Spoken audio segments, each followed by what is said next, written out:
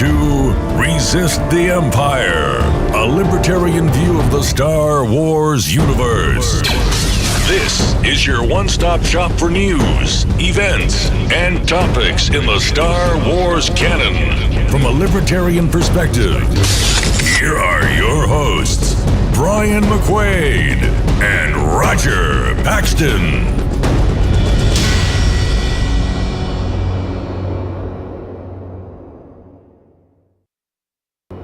Welcome to Resist the Empire. My name is Brian McQuaid. And I'm Roger Paxton. How you doing tonight, Roger? Oh, I'm sucks. Life just sucks. Oh, man, I'm fantastic as always. Yeah, man. You're looking good. I seen you post some photos, you and your wife. Yeah, we have both lost 70 pounds in the last year-ish. Awesome. We've really had the biggest loss here recently because we started the keto stuff, and it's really just amped up our loss. Now, we have had a few weeks of stagnation after we had a cheat day that really set us behind. but yeah, 70 pounds, so 140 pounds between the two of us. That's incredible, dude. How your knees feeling? Man, my knees feel great. My back feels much better. Pulled my hamstring the other day, but other than that, I feel great. Nice, man. So, that's great, man. You're looking great. Looking great. So real quick before we get started here, we wanted to kind of give a little plug here to a new addition to the Pax Libertas Productions. Yeah, and Roger's going to show in the banner here. Yeah, I got the new banner for it. Yeah. One Free Family. A new take on peaceful parenting. Basically, since peaceful parenting is something that my wife and I have been involved in since I guess my oldest was probably 2 or 3 when we first really started looking into it. But we really have learned so much the last 2 years being up here where people have been doing it and hardcore doing it. And one of the families that really inspired me and I learned so much from is James and Taylor Davis. The way they interact with their kids and, well, just any kids, frankly, is just... I mean, they interact with kids like they're little humans. Yeah. Which is what they are. Let's imagine that. And so seeing that has been really an inspiration to me. So when I realized I wanted to branch out to a peaceful parenting podcast, they were the first ones on my mind, and thankfully they said yes. Nice. So this is their first foray into? No, actually, James has done at least one podcast. He does a podcast for the Netflix show or HBO show Westworld. Okay. And I think he has done another podcast as well. Okay. I don't know if she has or not. All right. But so they've got a little bit of podcasting experience, but they've got tons of this, peaceful parenting experience and radical unschooling experience, which is another thing that my wife and I do with our kids. Nice. So I'm really excited about it. You can check it out at onefreefamily.com. There's a trailer out there, and the first episode is live as of today. The second episode will be going live on Saturday, and the third episode will be going live on Monday. So we're dropping 3 episodes back to back. Wow. Okay. And then after that, it'll be about every other week or so. Okay. All right. Nice. Well, that sounds great. Welcome to the family, guys. And it's onefreefamily.com in case I didn't say that. Yeah, I said it, and I said it at some point, and then you followed up. Yeah, so One Free Family, looking forward to that new addition, joining us and the ANCAP Barbershop guys, and of course Scott the Lava Flow. Yeah. Those guys actually were talking, I was listening to one of their podcasts the other day, they were talking about the Last Jedi. Yeah. And it was pretty fun to listen to. Yeah, that's a great podcast. I'm really enjoying what those guys are doing. It's definitely a different podcast. I mean, it's not the same old, which is, there's so much of the same old out there. They really create a great, spin to everything. I really enjoy their stuff. Yeah. Of course, the Lava Flow is my flagship show, and I just recently hit $250 per episode on that show. So that show's doing really well. And you got the Essential Libertarianism. Right, and Essential Libertarianism, which has almost 20 episodes now, and it's basically what I do there is I take content from voluntarist.com and just basically read it, because there's a lot of people out there like me who don't have time to sit and read tons of information on the website, but I'm in the car an hour plus a day. Yeah. So I can put in my earbuds. And so that's what Essential Libertarianism is for. That's awesome. Well, let's get this thing started. Let's do it. Tatooine Times. Here's the latest news you need to know from the Star Wars canon movies, TV shows, books, comics, and more.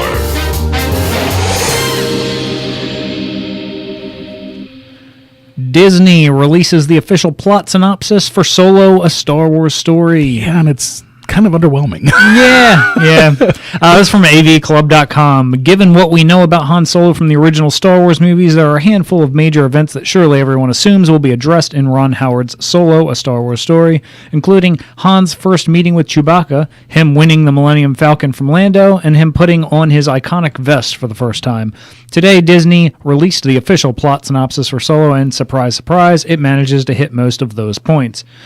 Board the Millennium Falcon and journey to a galaxy far, far away in Solo, a Star Wars story, an all-new adventure with the most beloved scoundrel in the galaxy. Through a series of daring escapades deep within a dark and dangerous criminal underworld, Han Solo meets his mighty future co-pilot Chewbacca and encounters the notorious gambler Lando Calrissian in a journey that will set the course of one of the Star Wars saga's most unlikely heroes. Yeah, and I mean, it literally tells us nothing that we didn't already know, that they have not already confirmed in one form or another. Could they have done better than that? Yeah, there were zero things in there that surprised me. Yeah. I mean, God, and now we're waiting some nugget. Yeah, and we're waiting for the trailer to drop too. I mean, they keep saying any day now kind of thing, and I'm kind of thinking now it's just going to be the Super Bowl and that's it. Well, Star Wars Newsnet was saying that that they expected it yesterday based on some information they got. Of course, it didn't happen yesterday. Yeah. So I expect it any day. Yeah. I don't even know when the Super Bowl is. Who's even in the Super Bowl this year? It's going to be the Eagles and the Patriots. I used to love the Eagles back when Warren Moon used to quarterback for them back in the day. Really? Yeah. I thought he played with the Oilers and then the Vikings. Oh, maybe I'm thinking somebody else. Oh, you're thinking Randall Cunningham. Yeah, that's it. That's it. Cunningham. Yes, thank you. You're right. All right, that's enough for sports ball. Sports ball. Sorry, guys. So there's no mention of Han's vest, but the synopsis does spoil that we'll be seeing a series of daring escapades deep within a dark and dangerous criminal underworld, which is pretty close. Actually, that's pretty cool. I was kind of hoping we'd get a little bit of this. Anytime you involve bounty hunters and that sort of thing, I think that's kind of, this is one area we can really explore more in Star Wars is that seedy underworld. And I'm hoping that'll be touched on in even more stuff, after Han Solo, because clearly Han Solo comes from that. Yeah. So it'll be great to see, and we even see it in some of the comics. So I'm hoping that they expand on that even after Solo. Sure. The synopsis also doesn't mention any jarring tonal shifts that might have resulted from original directors Phil Lord and Chris Miller being replaced by Howard over the summer, but maybe this is an indication that any issues like that have already been ironed out, or maybe that's just not the sort of thing that would ever be mentioned in a plot synopsis like this. It makes me wonder if Lord and Miller are even going to get a credit on the movie, because if they've done 80% reshoots, I mean, at what point do you draw that line? Right. Like, you know what, guys? Like, yeah, thanks, but no thanks. Yeah. Interestingly, the official Star Wars website also says that not much else is known about Solo, which seems unlikely since it is the official Star Wars website, and someone there must have the hot scoop on whether or not we're going to see that damn vest. Either way, Solo is still set to come out on May 25th, even though we haven't seen any trailers or posters yet, as we just got done talking about. So. I'm less interested in the vest, frankly, than I am his pants. The pants, the blood stripe. Right. There's a story behind that, and of course they talked about that story in the Legends books, and it was a really, really cool, great story. I'm really hoping that they dig into that and show some of that great story. The vest, come on, who cares? But the blood stripe has some real meaning to it. Yeah, I just want to see. I just want to kind of see what we're going to get. I've heard things like, all right, we're going to get Boba Fett and Vader together. Well, I think if they show Vader, it's going to be just a glimpse of him. Because I mean, likely Vader really doesn't need to be. It shouldn't be the bad guy in this movie. I mean, because remember, Han Solo had never seen the Force. He knew nothing about it. Right. He didn't believe in the Force at all. So if he has dealt with Vader and seen Vader use the Force, then that would really, mess up the time. Yeah, I mean, I can see him just being like the guy that's giving them stuff to do, right? Because they use bounty hunters a lot. I mean, surely we'll see the Empire. He'll have some interaction with the Empire, but I don't want the Empire to be the bad guys in this one. I want it to be this deep, dark, underground. Sure. This, I want to see that. Yeah. So, of course, we'll see the Empire, but I really hope they're not the bad guy. Yeah, so Star Wars 8. Poe originally went with Finn to Canto Bight. Oh, I haven't heard this. So this was from Screen Rant. Star Wars The Last Jedi, Rian Johnson reveals in an earlier draft of the script it was Poe Dameron who accompanied Finn on his mission to Casino City, Canto Bight, though the primary focus of Episode 8, the dynamic between Rey, Luke Skywalker, and Kylo Ren, the film doesn't push the conflict between the Resistance and First Order to the back burner. Force Awakens heroes Poe Dameron and Finn are given substantial arcs of their own, learning valuable lessons they'll take with them into the next movie. Early on in The Last Jedi, the First Order is able to track the Resistance flagship through hyperspace, and Finn has the idea to sneak aboard the Star Destroyer to disable the tracking system. To do that, the group needs the assistance of Codebreaker located on Canto Bight, and newcomer Rose Tico goes with Finn there, while Poe stays behind so he can make the jump to light speed when ready. After Episode 8 displayed the electric chemistry between Finn and Poe, some fans might have wondered, I mean 7 there, I said 8, right. The electric chemistry between Finn and Poe, some fans might have wondered why the Fast Friends didn't do a buddy cop act together, and now Johnson has offered an explanation. Poe originally went on the journey with Finn to Canto Bight, and it was boring. It was just these two dudes on an adventure. I knew something was wrong when I looked at their dialogue and realized I could interchange any of the lines. Oh, wow. Yeah, there wasn't conflict between them, so I realized I had to come up with something else.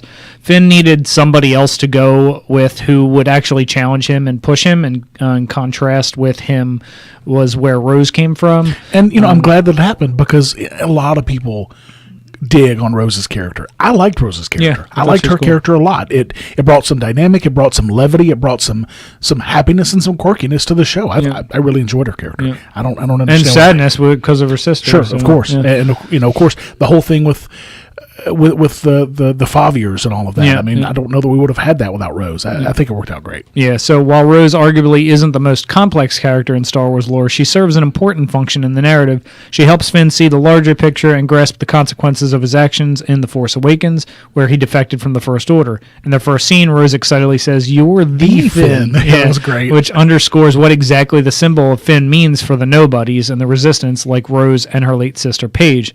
If a stormtrooper can grow a conscience and know the difference between right and wrong, then all is not lost.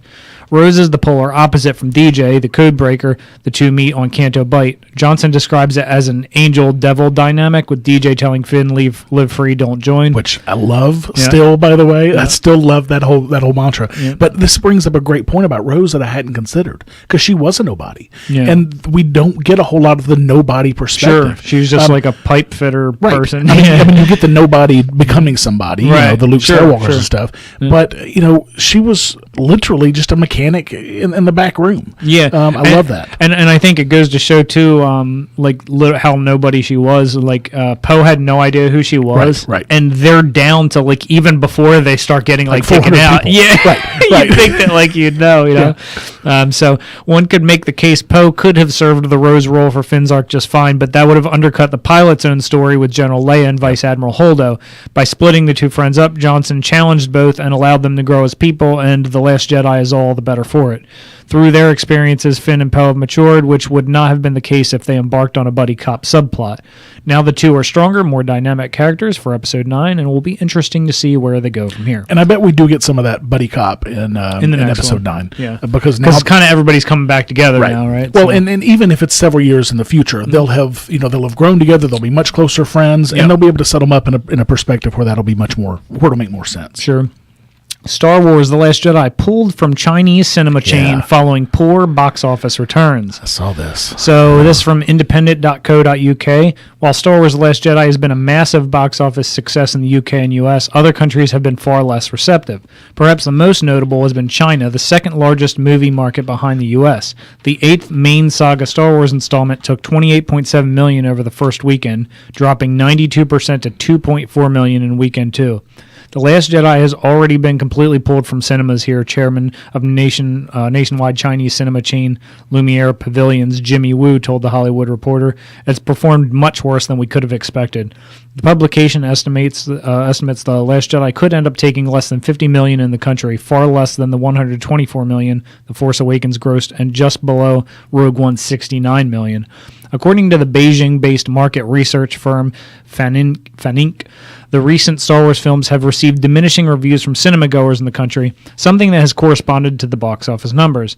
Some box office analysts have put the relative disappointments of the Star Wars franchise into China partly due to the country not having the same nostalgia for the series as the UK and US. The original Star Wars trilogy wasn't released in China in 1977, only reaching cinemas over there in 2015 in an attempt to drum up excitement for The Force Awakens. Outside of China, which marks the last major territory for the film to be released, The Last Jedi continues to gross millions, taking over $1.2 billion worldwide so far. Yeah, and so many people when this came out were like, "Oh, see, the movie sucks." That's one market. Yeah. Star Wars The Last Jedi is number 9 overall all time for worldwide money made. It's also a market in which they didn't even get the original trilogy until 3 years ago. Right. So China has no nostalgia for Star Wars. They don't understand Star Wars like we do. It's just not part of their culture there. Yeah. But number 9 worldwide for a middle part of a trilogy. Yeah, that's pretty darn good. I'll take it every day. Sure. Star Wars The Last Jedi director Rian Johnson reacts to the backlash and addresses the movie's most shocking moments. This is a BusinessInsider.com interview. It's getting into the evening hours in Los Angeles on the first full day Star Wars The Last Jedi is in theaters. Rian Johnson, the director of the biggest movie of the year, has not stopped moving for a week. First Los Angeles for the press junket, then Japan, back to L.A. for the flashy world premiere, followed by a jump to London. Now back again to L.A. for a final round of press for now. When Johnson, 43, I didn't even realize he was that young, 43 years old, gets on the phone, he sounds weary from jetting around the globe, but he perks up when it's time to talk about The Last Jedi. It's not just a movie he spent the past 4 years of his life writing and then directing. It's more than that. Yeah. Johnson has been a lifelong fan of the franchise, and he even chose to go to film school at the University of Southern California because the creator of Star Wars, George Lucas, went there. I've never heard that. That's pretty awesome. In many ways, his entire career has been leading up to this point. You can see many traces of Johnson's filmography in The Last Jedi, risk-taking like Brick, lighthearted moments like The Brothers Bloom, and world-building like Looper. But it's his love of the Star Wars franchise and his drive to tell a story that builds on The Force Awakens with something new and challenging that shines through. It's that newness that has divided the Star Wars fans about The Last Jedi. Though many appreciated a movie that didn't just feed off the hallmarks of the original trilogy, others have voiced their disappointment with Johnson for breaking fresh ground. And that's my biggest issue with the naysayers is, the naysayers for the Force Awakens, oh, it's too much like the original Star Wars. And then they give us something completely different. Oh, it's not Star Wars enough. I mean, come on. And it's people looking for something to complain about. Look, and I know that people can have legitimate gripes about the movie because it was definitely not a perfect movie. I mean, there were things that I have gripes about too. But to completely just dump all over the movie, I mean, I'm sorry, but in what universe does that even make sense? It was a really good movie. Yeah, it's funny because these same people that hate on this and have hated on The Force Awakens, they'll still go see the last one. Of course they will. Because otherwise they won't be able to hate on the last one. Right. That's where we began our wide-ranging conversation with Johnson. The director also touched on not being distracted by fan expectations, the challenge of bringing Luke Skywalker back into the saga, why Captain Phasma isn't featured more prominently in the movie, and what he hopes to accomplish with the new Star Wars trilogy he's creating. So the following has been lightly edited for clarity and length, and that was their comment with Business Insider. My comment is, and then edited for length even more by me, because there was a lot in here. I mean, this is a very extensive interview, but what I did was I kind of pulled out the questions and answers that I thought were either the most interesting or people might want to hear. Good call. So Gareso is this guy's name, Gareso. Speaking for myself, the satisfaction is that you moved the trilogy someplace beyond the hot takes fans had since The Force Awakens, and you did that by making some very shocking choices on who we will no longer see beyond this movie, theoretically. Has it been fun waiting for this movie to come out knowing The Last Jedi is a very different movie than what fans expected, or was it panic that maybe your take could miss the mark? Johnson's reply was that it's been a combination of both of those things. When I was writing the movie, I was doing it while they were shooting The Force Awakens. So it wasn't like I was reading all these theories online and being at my typewriter and going, ha-ha, gotcha. It was me coming up with a story. I was writing purely from a personal reaction to the script of The Force Awakens and what they were shooting. Snoke, for example, I probably would have done the same thing regardless. That's interesting. I read something yesterday or today where Johnson's basically said that this whole raise parents, he did that not to to throw people off or anything. He did it because that's just what made sense for her. That's what fit the story the best, because she would expect, and people in the story would expect her to be kin to a great famous Jedi. Right. The fact that she's not is more interesting than the fact that she would be. It actually kind of makes sense from like a lore level, because I mean, it's you see progeny, I guess. with the Force powers in the universe. But more often than not, the Jedi random. Were always it seems completely random. Yeah. So. And it's going to be interesting to see if J.J. Abrams comes back and tries to retcon that. Yeah. I mean, it wouldn't be retcon. I mean, all he's got to do is say that dude lied, which is plausible. I mean, that's certainly a plausible thing that would happen. Yeah. He was just trying to confuse her and trying to mess with her, so he lied to her. Yeah. But I really hope that he doesn't, because I just, I think I just like the fact that she's nobody, and that it shows that, and that's something that any person can make a change or whatever. I mean, make change in the world kind of thing. Yeah. I mean, and that's a great storyline in lots of different kinds of movies. I mean, Luke Skywalker is a perfect example. Yeah. Yeah, so he basically Garasso's like, oh yeah, he clearly wants more information here. Right. Johnson's like, yeah, Snoke's fate came entirely out of Kylo's arc, and realizing that in this movie the most interesting thing to me was for Kylo to be ascendant, to start by knocking the shaky foundation out from Kylo's feet, and then building him back up into a complicated but credible villain by the end of it, and one that Rey now has a more complex relationship with than just, I hate you, I want to kill you. Right. And once I kind of landed on that, it quickly became evident that, okay, what is Snoke's place in this? If I build Kylo up to that point, the most interesting thing to carry into the next movie is Kylo running things, not any echo of the Emperor-pupil relationship. And you realize the dramatic potential of that, and it just makes a lot of sense from the story point of view. Yeah, and I love that. And, he's absolutely right. Yeah. Snoke is not the bad guy in this. Snoke is what led us to the bad guy. It's what created the bad guy. It's what made him who he is. Yeah. And, we don't need to know Snoke's past or where he came from. I'm sure they will give it to us in the form of a book, and I hope they do, because I'm kind of a Star Wars geek, and I'm a completionist. I want to know some of that backstory. But the average Joe, the average person who's dropping $15 on a movie, doesn't need to see that. Yeah, it's not important to the story. Right. That's not the story. Right. Yeah. So I love that he had the courage to do that and not go down this path of trying to explain this Snoke guy that may have just completely sucked and was not necessary. Yep. So Grasso says, was coming up with how Luke Skywalker would come out of his self-imposed exile challenge to write. Johnson says, yeah, it's something that early in the process, the first thing I had to crack in the movie is why Luke is on that island. I had to figure out something that made sense, and you don't know much about where Luke's head is at coming out of The Force Awakens. But what you do know is his friends are out fighting the good fight, and he's taken himself out of the equation. So for me growing up, I know Luke as a hero. I know that he must think he's doing the right thing by taking himself out of the equation, and that means he thinks the best thing for the galaxy is that he's not a part of this, and by extension, that the Jedi are not a part of this. So that leads you down a certain path. Mm-hmm. Grasso says, and how did you come to the realization that this would be the end of Skywalker?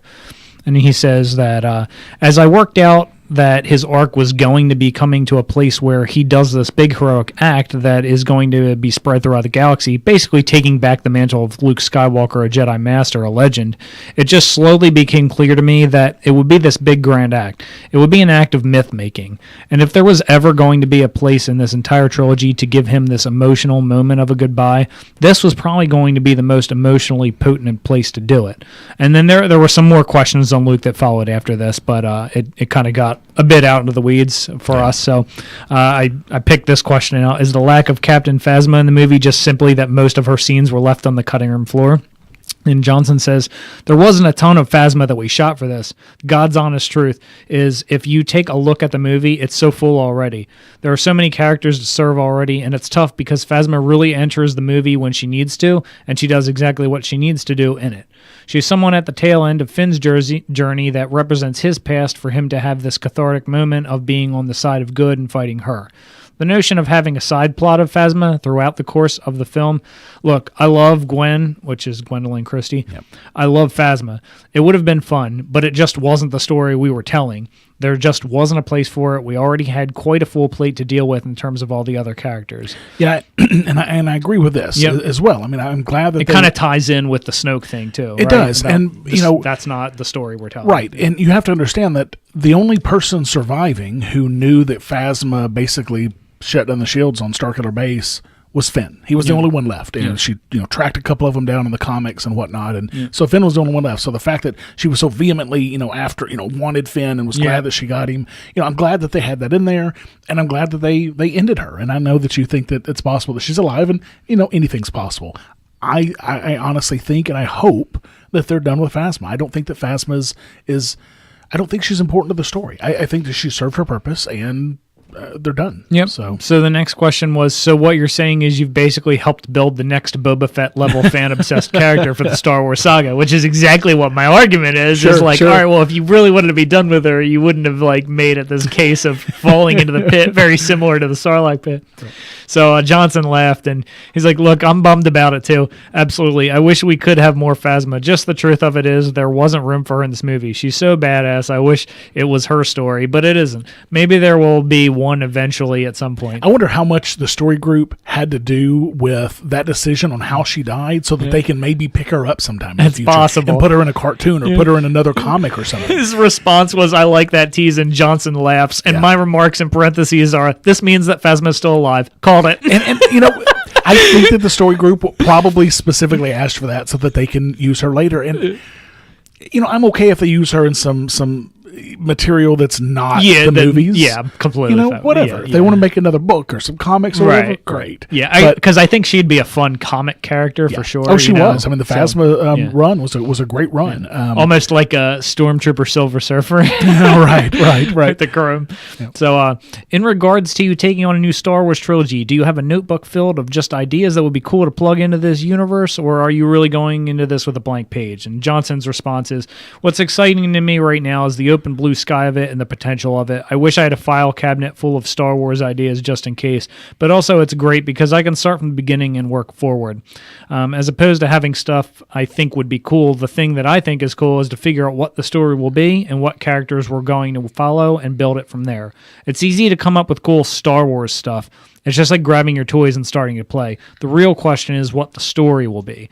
How are we going to create something that's really going to be new and inspiring Star Wars story? So I do kind of like what he said there. It doesn't reveal anything, obviously. I mean, he's barely started doing anything, probably. Yeah, I mean, surely he's got a general outline, an idea of you know, when it's going to be set. Who, you know, some of the major characters, but he doesn't know a story yet. Or if I he imagine does, right now it's just like scrawlings in a notebook. Well, yeah, like I guarantee he's probably spending a lot of time with people like Dave Filoni and Pablo Hidalgo and the rest of the story group and just trying to hash out, okay, you know, what are some of the things that, you know, that we can do. So yeah, I'm really excited about the new trilogy. So, new petition wants Lucasfilm to revoke EA's Star Wars license. And I signed this petition. I was going to ask you. I've been playing EA games for a long time. Ever since they've been doing the Battlefield games. And I've been playing EA games for a long time. But they really screwed the pooch. Yeah, so this is from GameRant.com. And this article's quite a few weeks old. So after the recent controversy surrounding the Star Wars Battlefront 2's loot box system, as well as the closing of Visceral Games and the transition of the studio's Star Wars title from a linear game to a broader experience, it's safe to say that fans aren't too pleased with EA. Now, following the most recent wave of outrage, a new petition has surfaced online that encourages Lucasfilm to revoke EA's license to the Star Wars franchise. The petition currently has nearly 19,000 signatures, and as of the time of this article's writing, but it's well on its way to reaching the intended stretch goal of 25, and I can tell you now that at least it's when at 180,134 right now. It's almost 200,000 at this point. In the change.org description, John Hunt reaches out to fans claiming that EA's usage of the Star Wars license in the last 4 years is proof that they honestly don't care about the gameplay experience or content, but instead prefer to rush out the next release and milk as much money from consumers as possible. It's not just the recent release and cancellation that Hurt takes issue with, however, and the user recounts the often forgotten failures of the first Star Wars Battlefront title back in 2015. When the game first launched, it was relatively short on content, and while the experience looked and sounded better than any Star Wars title in history, the Season Pass provided the majority of the gameplay while splitting the fan base in half in the process. In the game's successor, EA promised real change, and gamers eagerly awaited the release of the highly anticipated sequel. Unfortunately for fans, it was soon announced that Star Wars Battlefront 2 was plagued with pay-to-win issues stemming from an expensive loot box system, and though the publisher was quick to lower the ridiculous credit count required to buy heroes such as Darth Vader and Luke Skywalker, the community is still unhappy with how EA is treating it. Unfortunately for Electronic Arts, The pay-to-win controversy has already gathered some real traction as official organizations begin to weigh in on whether or not loot boxes are a form of gambling. For now, the company's best move would likely be to make all loot boxes contain cosmetic items, though it's hard to judge whether this entire situation will be salvageable for anyone involved. And, this reminds me of Overwatch. They have the loot boxes, but it's only cosmetic items. And it's the way you got to go with that. Right, kind of absolutely. thing. Especially if you're paying full money for a full game. Absolutely. Right? And, to me, the campaign mode of this game was worth the price of admission. Sure. Hands down. Yep. I mean, the campaign is one of the best Star Wars campaigns that I've ever played of any game in my life. It was fantastic, full of great story. It's all canon content, great characters. Iden Versio, what's her name, Janine Garofalo or whatever. She did fantastic. Loved it. Yeah. They killed it. They destroyed the multiplayer. See, I enjoy the multiplayer, but here's what the problems that I see with the multiplayer. The biggest problem is I don't actually hear this get mentioned a lot is it's actually the game is so simple in its gameplay. Yeah. You can't even peek around corners or anything like very that. Very arcadey. Yeah. And that was an issue that I had with the first one as well in multiplayer. Yeah, I mean it's not if you take an everyday first-person, third-person shooter kind of game in today's world, there is way more that you can do with that character than what this game allows you to do. And there's not a lot of options of things for you to do. You have your 3 different abilities you can use, and that's pretty much it. Yep. Star Wars 9, Luke's exciting role in Episode 9 confirmed by director. Also from express.co.uk. The ending of The Last Jedi was a total shock to fans everywhere. After 2 years of theories and spoilers, nobody saw that coming. But can the final movie in the Skywalker saga really make sense without The Last Skywalker? Setting aside the still rather murky parentage of Rey, Carrie Fisher's untimely death has made Luke's presence even more necessary for Episode 9. The latest comments from Rian Johnson are bound to kickstart another feverish 24 months of anticipation for Luke's exciting last stand. Will he really come back as Force Ghost? By now, everybody knows that Luke peacefully crossed over into the Force at the end of The Last Jedi, but the movie had already established that this is not the end of the line. Episode 8 hammered home the idea of Force Ghost with Yoda's perky and powerful cameo. The emphasis really is on the word powerful, since the ancient Jedi Master demonstrated just how much a dead Jedi can affect the living world in spectacular fashion. Previous Force Ghosts have hovered prettily like in The Return of the Jedi or delivered words of wisdom like in the Clone Wars animated series. Yoda called fire down from the sky. And I think even more important than that was, and I don't think it gets mentioned here, is he hits Luke on the head with his ghost stick, for crying out loud.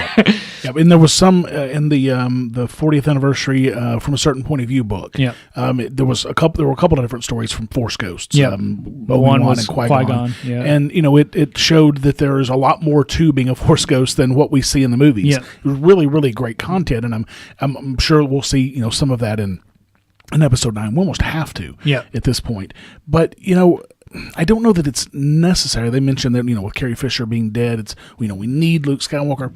I don't know. I mean, I think that they've set up these characters enough that we don't need it. I'd love to see it. I want to see it. Yeah, I don't know that we necessarily need it, but I think we're definitely going to get it. I think we will.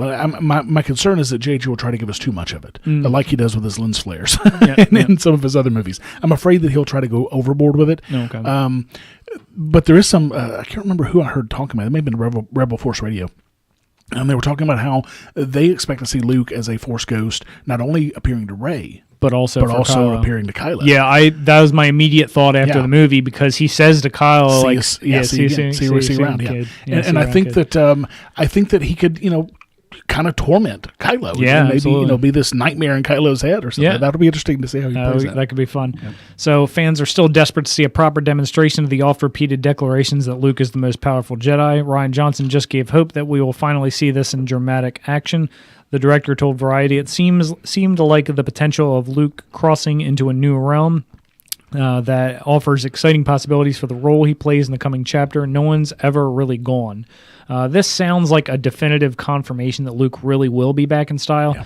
Of course, this being Star Wars, Johnson also fudged his declaration, leaving room for another 24 months of speculation and theories. He added, I don't know where the next movie is going to go. J.J. Abrams and Chris Terrio are writing it right now. Asked if he was confirming Luke would really return. He said, I'm not reading the script, so I don't know. But as a fan, I would hope so.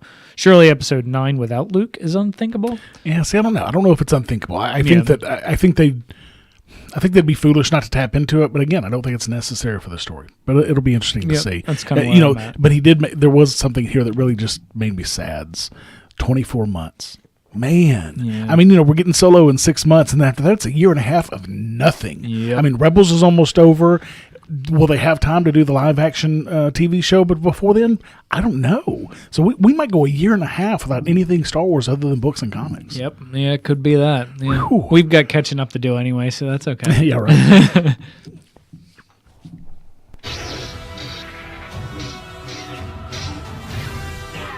No one likes to ask others for money, right? Well, unless you're our wives, of course. They'd love to ask us for money. But here we are, asking anyway. Why? So we can continue to make Resist the Empire the highest quality and most entertaining libertarian podcast in your feed. We have recurring monthly costs, and we put a lot of our time and effort into producing each episode. So flex those free market muscles today and help us give you the very best show in the galaxy. To see the rewards that you can get, visit resisttheempirepodcast.com/support. That's resisttheempirepodcast.com/support.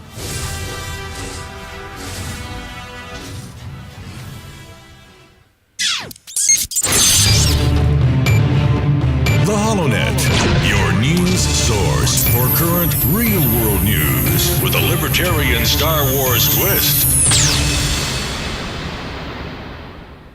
Couple told 40-year-old pond near Butte Falls is illegal.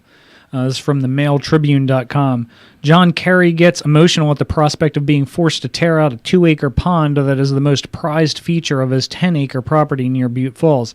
I basically bought a lemon, the 40-year-old said, choking back tears as he stood on the shore of the partially iced-over pond on Tuesday. That's how they explained it to me. Kerry said the Jackson County Watermaster's office had told him he doesn't have any water rights to his pond that was built 40 years ago, long before he bought the property off Butte Falls Highway 2.5 years ago. As a result, Kerry and his wife Sabrina have pleaded with the Medford Water Commission to adopt the pond and treat it as a municipal water source, something Jackson County Watermaster Larry Mentier has opposed because of the precedent it would set. The Water Commission has rights to the watershed around the Kerry's property where dozens if not hundreds of ponds are located, as well as Medford's primary source of water, Big Butte Springs. This isn't the first time ponds have been an issue in the watershed. In 2014, crews with an Oregon State Police escort entered the Crowfoot Road property of Gary Harrington and destroyed the head gates and outlets that state court case have ruled were part of illegal dams. For more than a decade, Harrington said his ponds were the result of simple capturing rainwater on his property. A 1925 state law dictates that the water belongs to the Medford Water Commission. Also, the dams were built without permits and the water impounded without any water rights. So basically, they're saying that water that falls on your property belongs to the government. Yeah, I hate this so much. This is insane. Thing, I think this is a thing in like Washington too. That I've like read stuff like where people have gotten like fined and stuff for like collecting rainwater in barrels, which is one in Colorado too. Yeah, that's basically like you have no right to survive or live as a person without basically by not being able to collect your water. It's just so ridiculous. So Harrington spent 90 days in jail for appropriating water without a permit in that situation. So water falls on his property and he appropriates that water. I mean, what if he had caught it in a bucket instead of a pond? Well, that's the thing. What if it was watering his garden? What if he had walked outside and held his mouth up and got a couple of drops in his mouth? I know. I mean, this is insanity. It's so ridiculous. The Kerrys want the Water Commission to provide them with a permit for municipal storage so that the water could be used for emergency firefighting, wildlife habitat, and as an additional source for municipal needs. They propose that they won't use the water for their own purposes, but want to retain the pond rather than seeing it removed, which would significantly devalue their property. Yeah. And I haven't seen the update on this. I know they were going into like court or something for it, but it's such a joke. What? We already talked about like it's just ridiculous that a government can claim waterfall in any area. Yeah. It's just how do you do that? Right. How do you have any claim to that? Right. And that's because they these are going to be strong words, and I know that, and I know it's shocking to a lot of people when I say it, but we don't own ourselves or our property. We're slaves. We are absolute slaves. Look at your paycheck. Are you a 10% or a 25 or a 40% slave based on how much you have to give the government every year? Or don't pay property taxes on your property and see who really owns your property. You don't own it; they own it. Yeah, we're slaves. Yeah, they shouldn't be able to call it home ownership because you technically never own that. Right. If you don't pay those property taxes, somebody will take you away. But even further, do you own yourself? If they can take 40% of the property of your labor, right? Yeah. I mean, do you own yourself? Or I don't know. Or if you put your mouth up in the air to catch raindrops that apparently aren't yours. It's crazy. So maybe this is why moisture farming is done on all these remote planets, because on the more populated planets with governments, there's a lot of regulation. Right. You see it on Jakku, you see it on Tatooine, not so much on Coruscant. Right. Yeah, or you see that. Where was he at on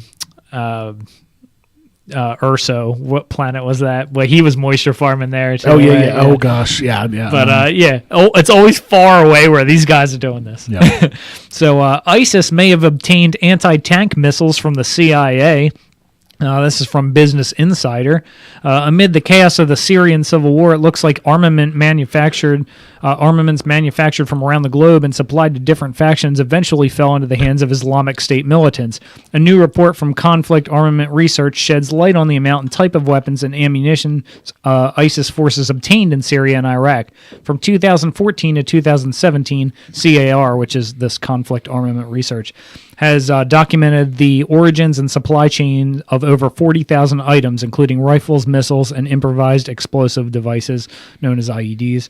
Around 97% of weapons and 87% of ammunition used by ISIS is assumed to have originated primarily from China, Russia, and Eastern European states, as evidenced by their 7.62 millimeter caliber.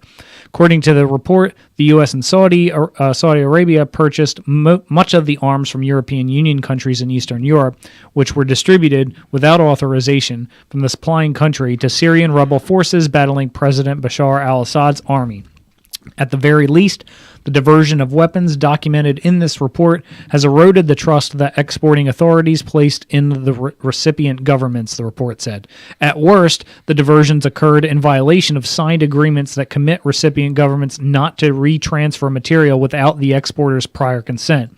In one such case, CAR found that an advanced anti-tank guided weapon that was manufactured in the European Union was sold to the U.S.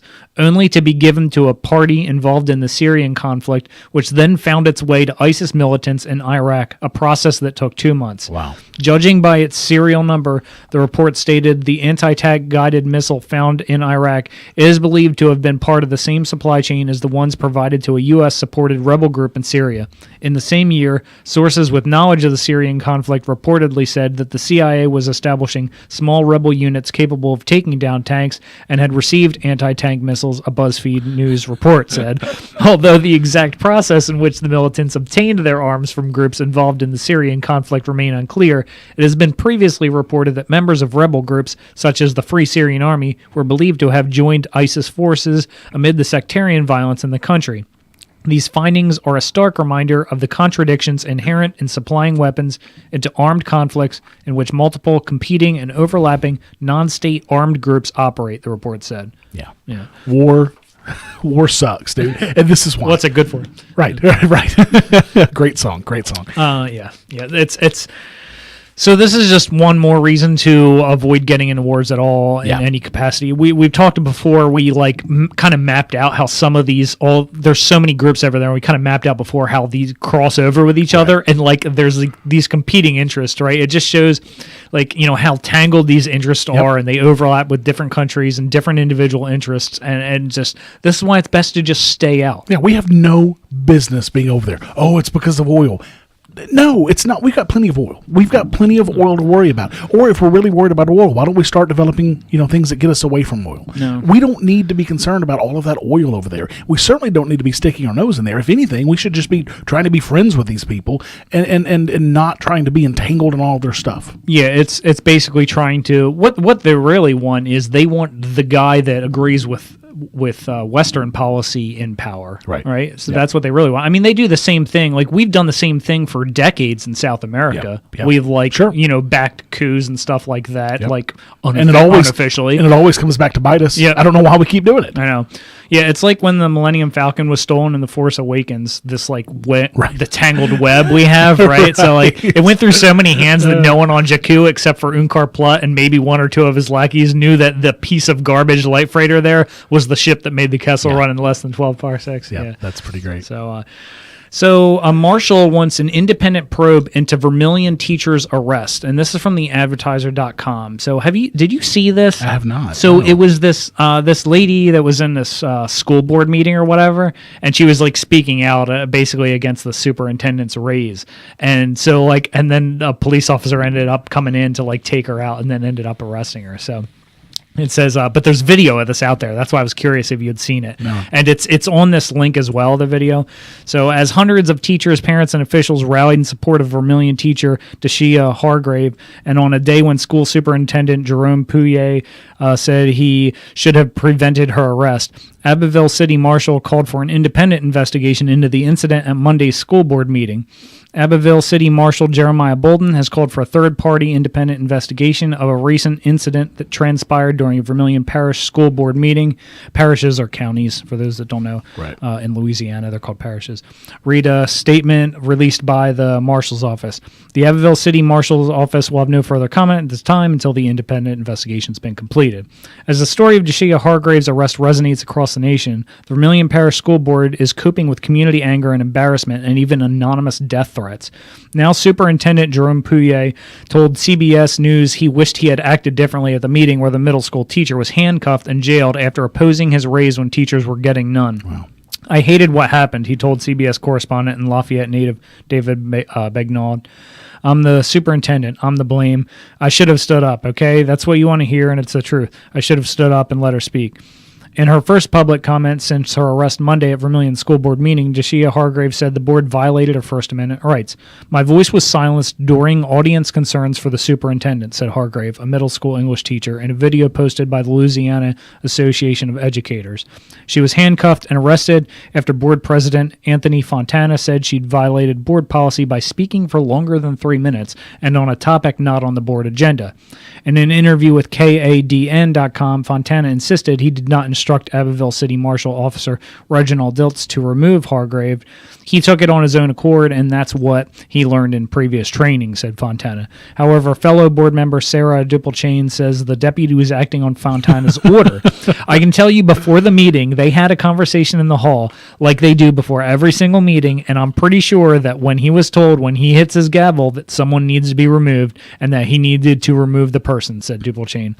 His gavel was signal for someone to walk in, ask the person to be removed, she told KADN.com. So if you watch this, it was a clear First Amendment, a right, a violation. I'll be curious to follow this case. If you get a chance, watch this video of her being under arrest. I've seen far worse than what she did that has been let go. Sure. Like she was complaining about his pay raise, and it was essentially about like budgets, I believe was the question. And they were trying to say, well, it's not, it has nothing to do with this. And it was obviously had everything to do with it because the guy was getting like a $45,000 pay raise or something like this. Well, if we can't confront our rulers, the people who are taking money from us, then who can we confront? I mean, if we don't have the right to do that, then we don't have the right for anything. Yeah.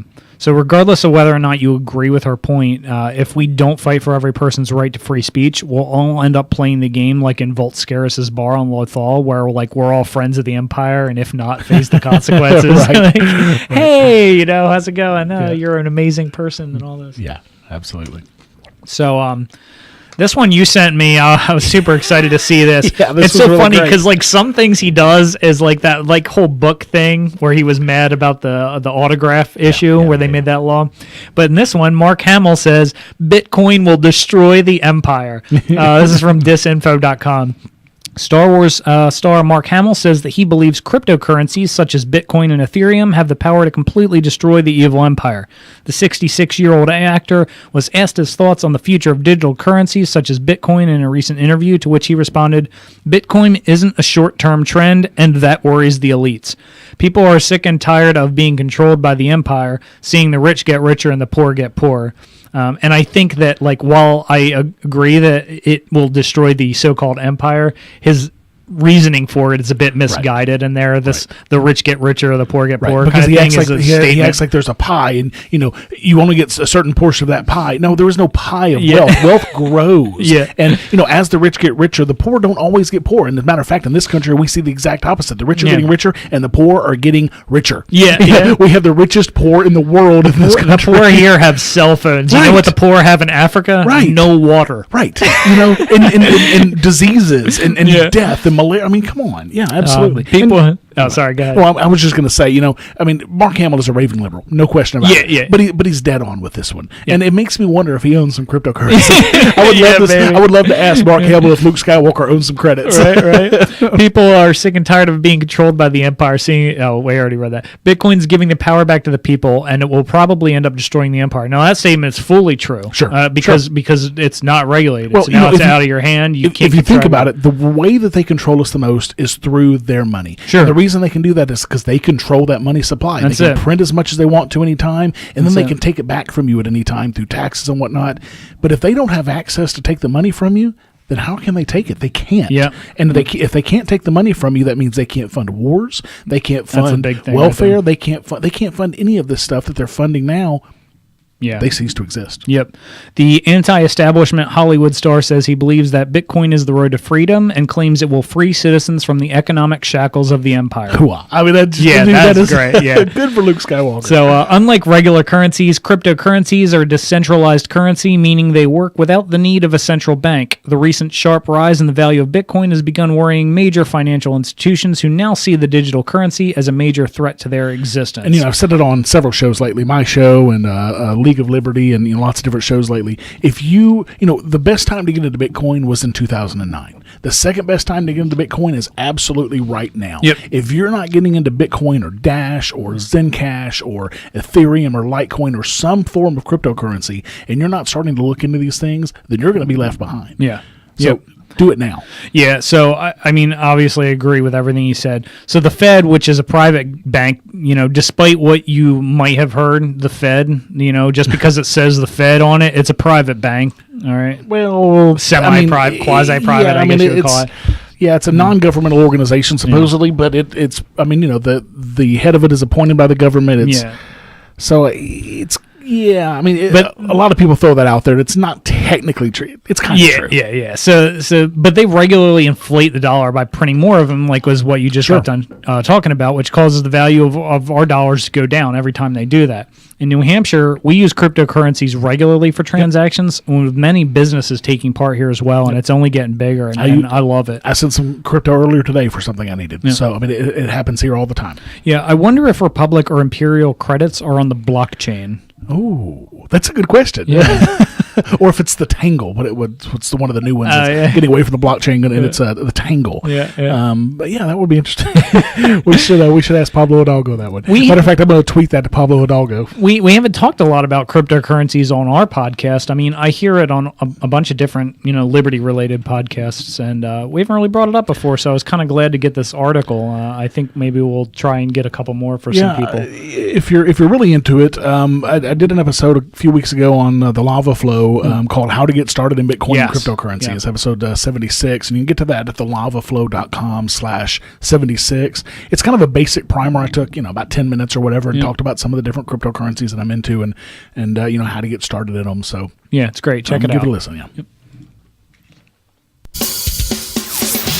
Which Star Wars canon character will we dissect in this episode of Galaxy's Smallest Political Quiz? Yeah, let's do this. Did you see who we have? I have not looked. So who did you pick for this week? All right, so this is going to be a little different, guys. I'm excited about this. Sorry, I'm trying to tweet to Pablo Hidalgo to see if they're on the blockchain. Sorry. So I'm excited about this because I've never gone in this direction before. It's something I thought about, and I figured I'd test the waters. So here we go. Our character is R5D4. No. Oh, dude. All right, so we're going with a droid here, right? So this is what I mean. This is different, all right? Droids have personalities, right? But they're not really alive. So it's kind of like, all right, well, where am I going to think he goes on this? And so R5D4, if you don't know, he's also called Red at one point by Luke Skywalker, was a red and white striped R5 astromech droid owned by a group of Jawas on Tatooine in the early days of the Galactic Civil War.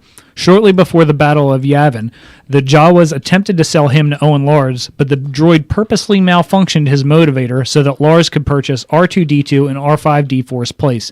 The droid survived an Imperial attack on the Sandcrawler soon after and went out to find the rebellion.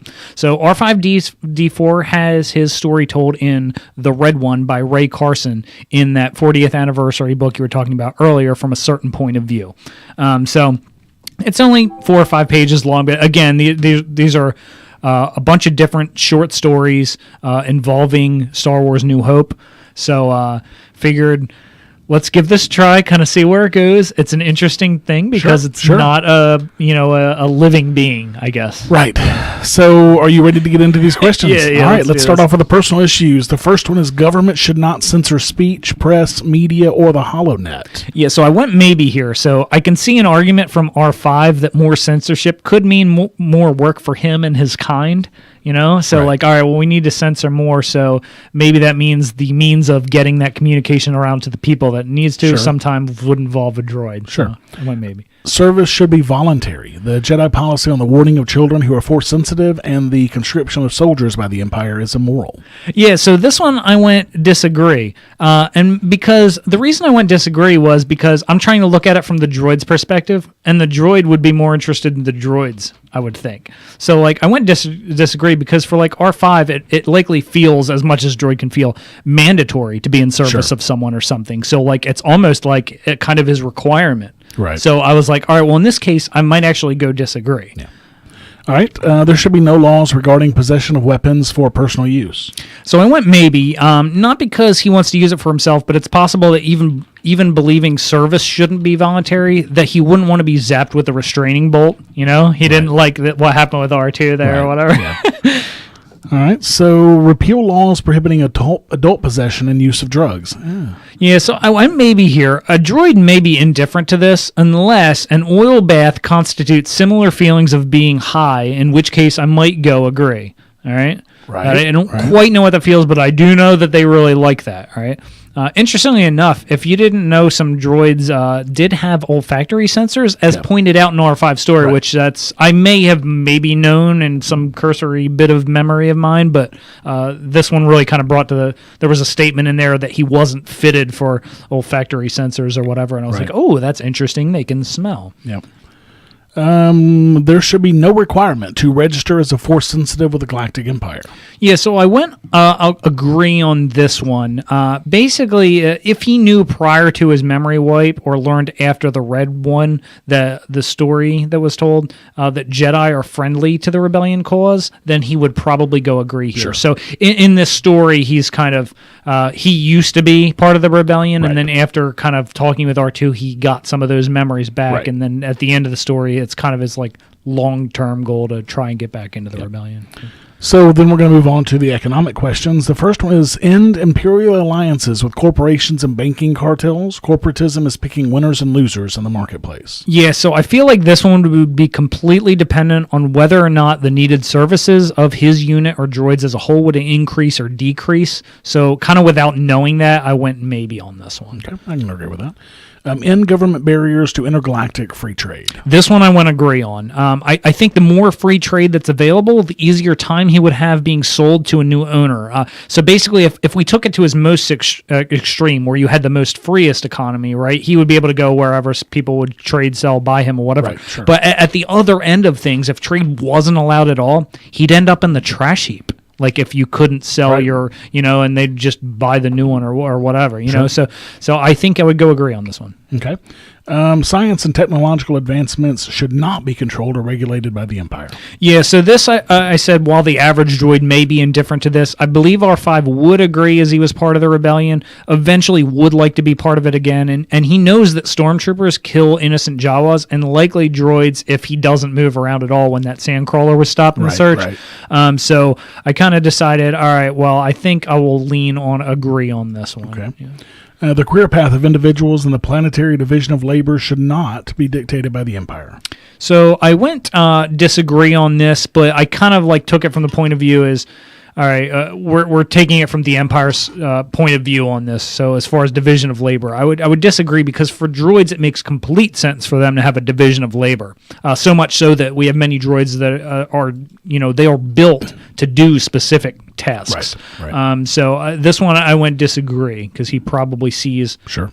certain droids that do certain tasks. Taxation is theft, including sovereign planetary funds taken by the Empire as tribute. So this one I went maybe. I think droids would mostly be indifferent to this and would see this more about numbers transferring from one spot to another more than anything else, not attaching like an emotion to that. It's not that droids are stupid to understand this, like they couldn't, but it's a bit more of an esoteric or abstract notion for something like a droid to kind of understand. Well, I guess it depends on the droid. I mean, like IG-88, I'm sure he knew what credits were, and so he knew what Right. taxation was. Yeah. So I guess it depends on the droid. I suppose so. Yeah. All right, so that leaves us with a personal score of 50 and an economic score of 60. So now to the bonus question that we ask for every character: did this character initiate Force in the Star Wars universe canon? Yeah, so not knowing any of what R5 had done in the past with the Rebellion, and only what we have in our short story and what we see in New Hope, I think it's safe to say the only harm R5 brought to anyone was himself when he blew his motivator. But he tried to sabotage R2-D2. No, R2 tried to sabotage R5. Oh, that's right. Yeah, because R2 wanted to make That's sure right. he got off the sandcar. You're absolutely right. Thank you. Very good. But that's so really nothing that we know of. So he would kind of fall in the centrist spot. I have a feeling if we did this with R2, that he would maybe end up in the more libertarian spot because he has more personality. We have more to go on. Yes. With R2. Yeah. So he's pretty much a centrist, and we'll leave it at that. Yeah.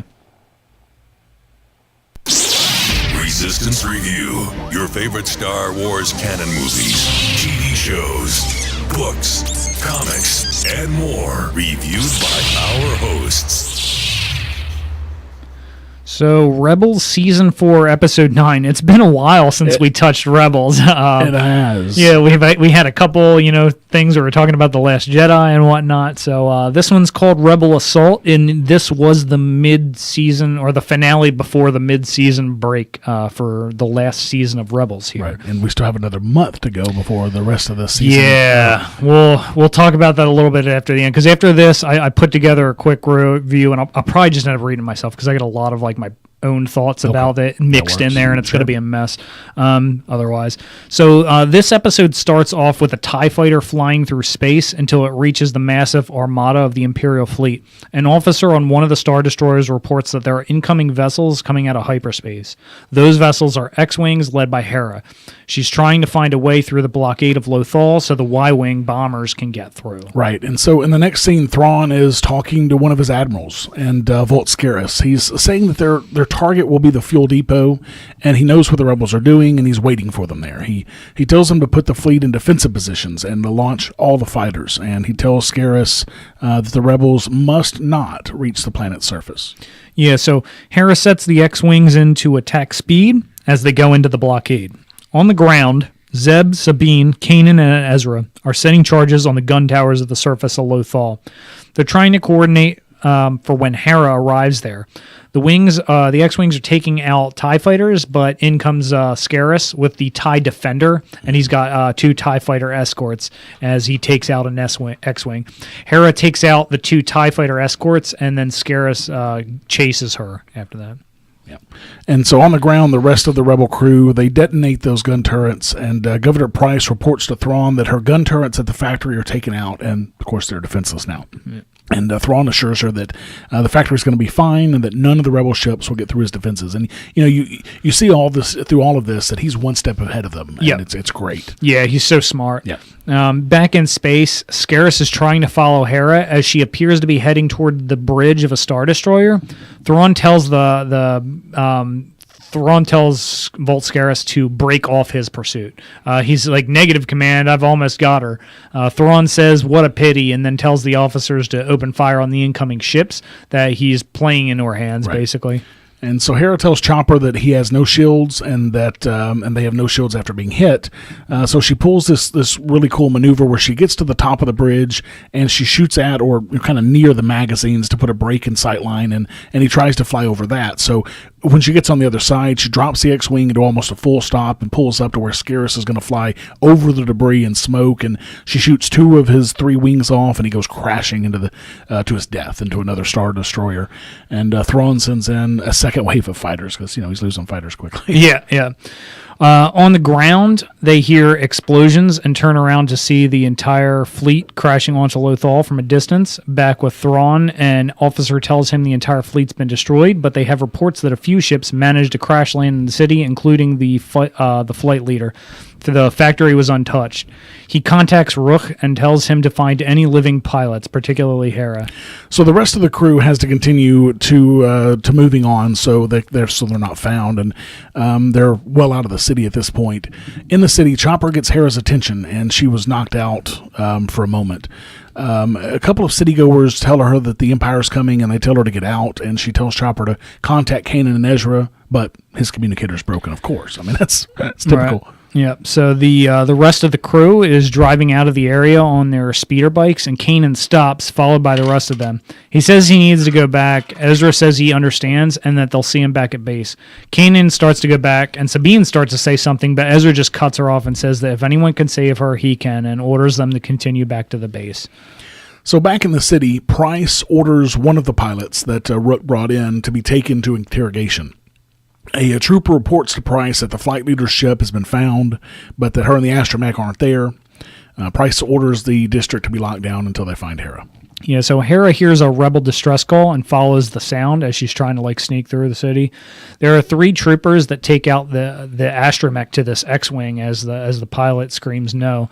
And Hera sneaks on their ship and knocks out the pilot and then starts speeding towards them. They turn to shoot, and the X-Wing pilot grabs the gun from the closest trooper, kills him and another trooper, and then Hera comes plowing into the third as the third guy doesn't know where to point his gun at that point. So she calls him Mart. His name's Mart, as she exits and asks if he's okay. And they grab R3's communicator for Chopper. That's the droid they shot and killed. So Chopper then tries to communicate, but Hera figures that all the frequencies are being jammed.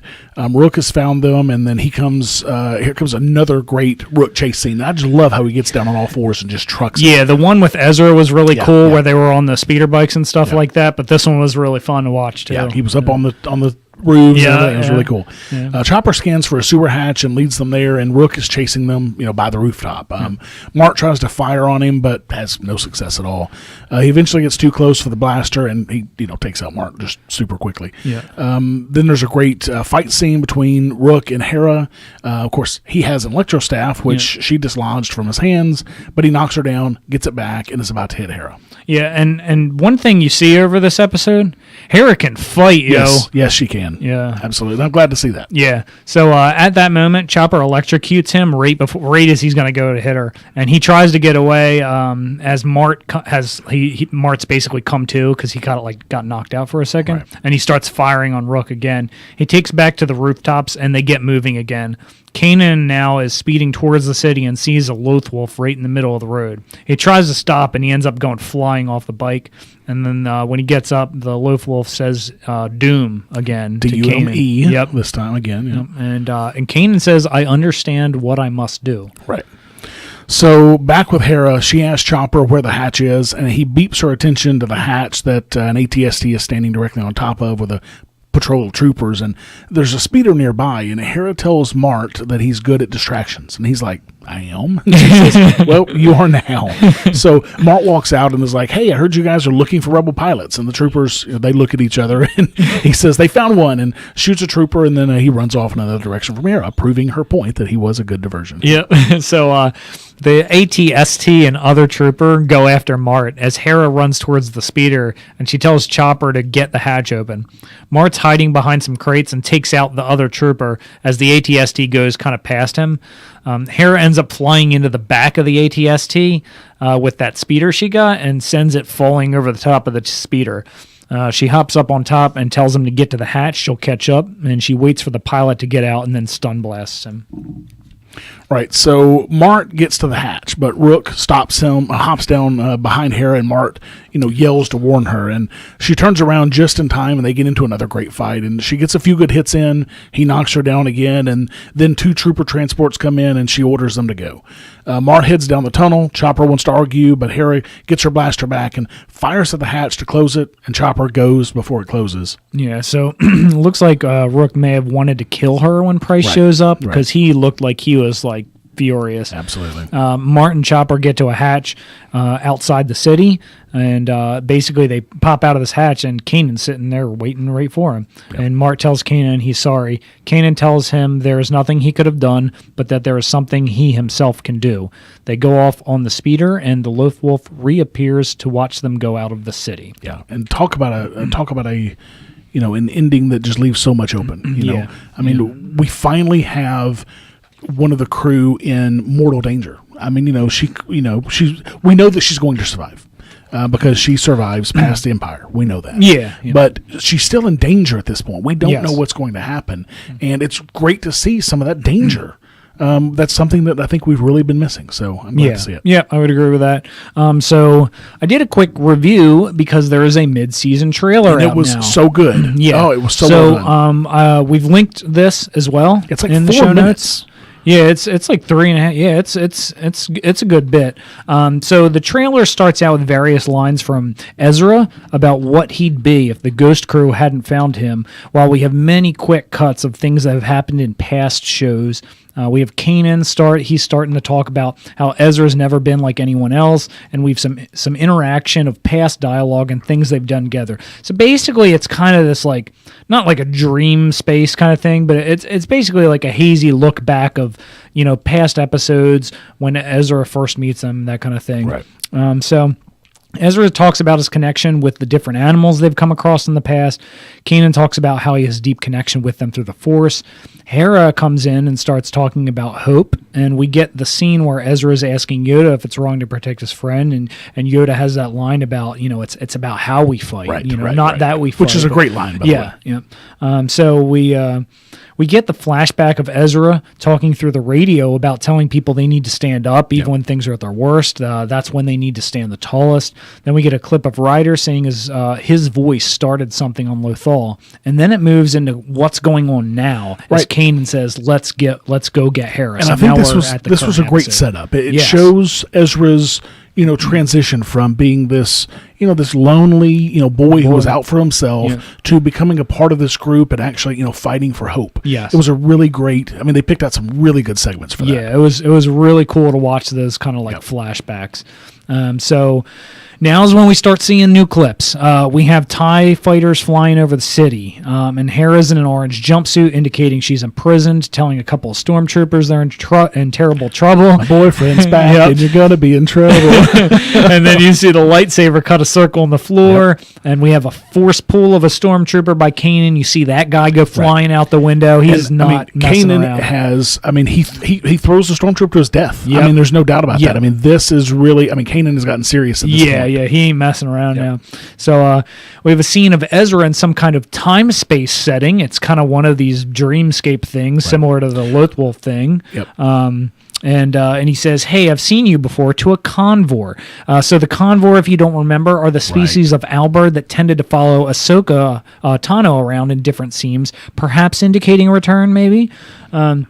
Hera looks lovingly at Kanan and tells him he hates his hair because he cuts it. Right. You see it now, it's short. We have a scene of Loth Wolves in the distance running across a field where there appears to be someone on top of each Loth Wolf. And then we get a scene of Zeb saying, "Let's go, Rebels." And in this group, I had to pause it to look. So you see Rex, Hondo is there, Callus is there, what appears to be Governor Price in cuffs, as well as one of Rex's clone buddies from a prior episode as well, I'm almost sure. And then what appears to be Ketsu Onyo, the bounty hunter friend Sabine made way back with the Black Sun as well. And that has been confirmed that is her. Yeah. So that's awesome. That's really cool. So and as we now see Rebel ground forces firing and attacking what looks like some sort of Imperial bunker, but I think I have an idea what it might actually be. Then we get a cool scene of Sabine flying through like a stormtrooper transport, like a flying stormtrooper transport, like kind of the old Republic ones, where like or like the Apache helicopters, we can go in in one side and out the other. So she like takes this one out. That was pretty cool. Thrawn is talking about a full-scale bombardment of the city. We see the Star Destroyers just blowing everything in the city up. We see Rook taking on Zeb, and then some of the rebels fighting off stormtroopers that are trying to come into what looks like the bunker they were originally attacking. Yeah, they're like at the controls and whatever the station is, and I think it's this giant ship in the city that's like taking off at the end. One thing I was really excited to see there that you kind of glossed over was Zeb and Rook going at it. I'm glad we're finally seeing that. I mean, that's something that ever since the very beginning when Rook showed up that they've been kind of alluding to. He smells the Lasat. Right. I'm glad to see that. Yeah. So then we get Kanan using his lightsaber. Then we see Ezra using some of his powers when all of a sudden we get the voice of Emperor Palpatine saying, "Ezra Bridger, mine at last." And it is Ian McDiarmid playing it is Ian McDiarmid voicing him. Beautiful. Yes. It appears he's in some kind of ghost shape mixed with hologram form. I'm not really sure what to make of that. Ezra is talking to a Lothwolf. Then we have a scene of Kanan defending Hera from Rook. An explosion somewhere, followed by a scene of Ezra and Zeb running, possibly for a ship. Hera saying "hang on" as she spins the ghost and hits some other ship to explode it. That was kind of cool. Then we see Hera running on some kind of outside docking bay with Chopper behind her. She's firing her blasters. We see this giant dome-shaped ship taking off from what's probably Lothal and what looks like some kind of town. I think it's in the town. I think it's what they were attacking, and then I think it's what they were inside defending the controls from, the stormtroopers as well. I think it's all the same thing. Makes sense. Then we have a very interesting scene where Sabine has Ezra's lightsabers. Right. So Zeb punches a stormtrooper with Hondo and Hera behind it. Then we get Ezra fighting Rook. It's like Rook is fighting everyone in this in this trailer. It's crazy. It makes me wonder if Rook disarms Ezra and that's why she has it. But I'm not sure because the lighting in the two scenes appear strikingly different. Yeah. So I'm not really sure. We see some Death Troopers firing. Kanan force pushing Rook away from him.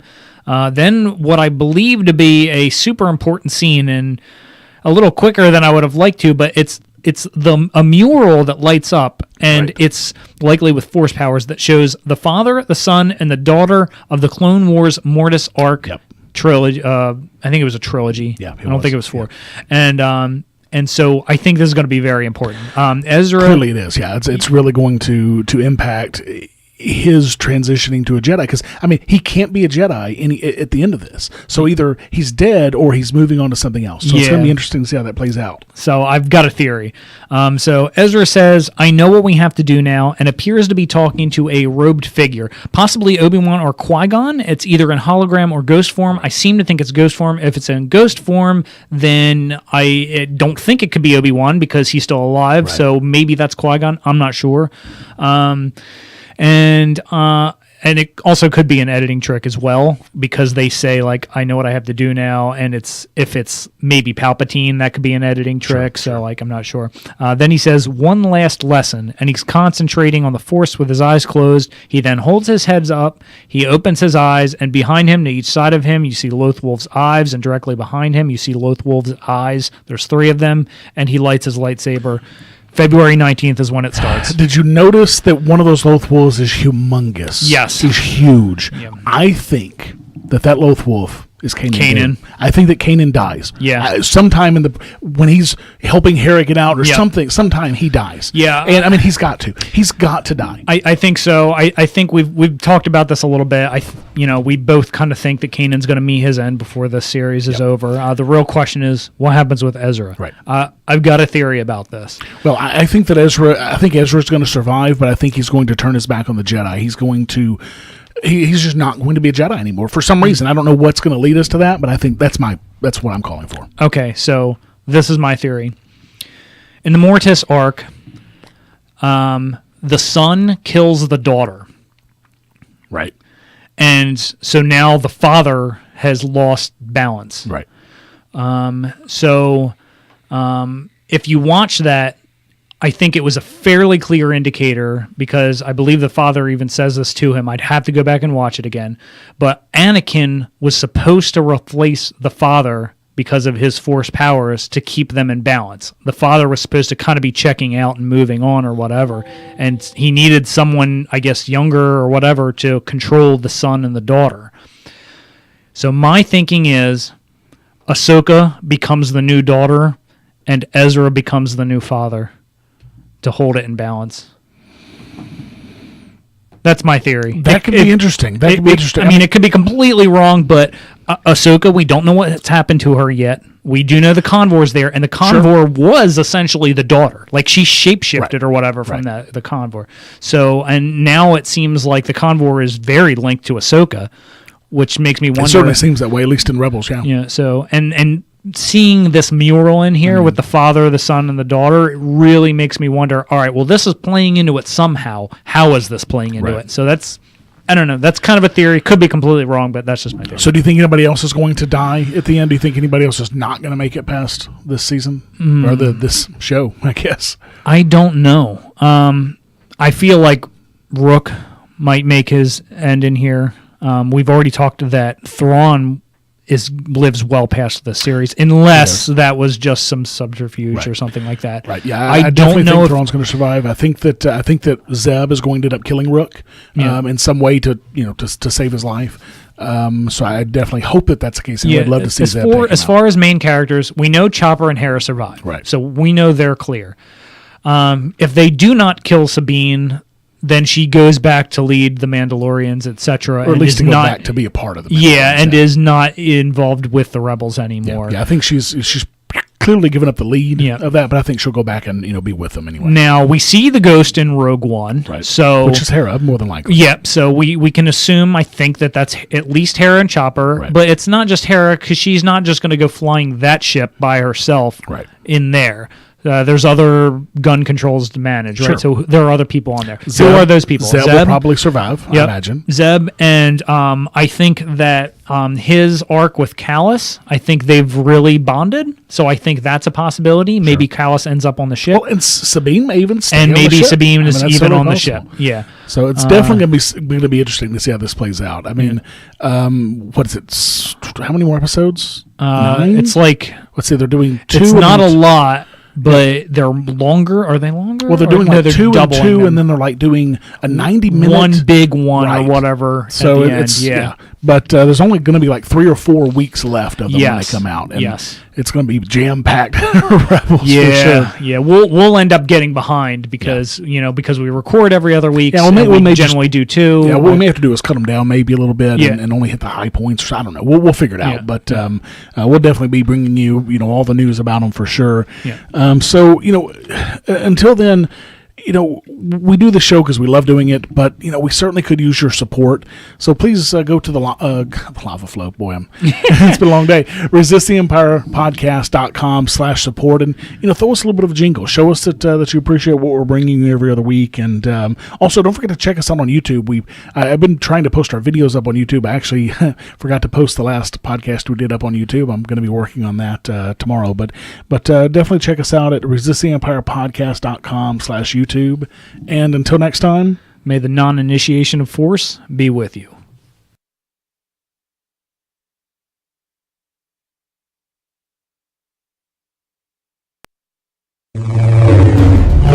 Thank you for listening to Resist the Empire.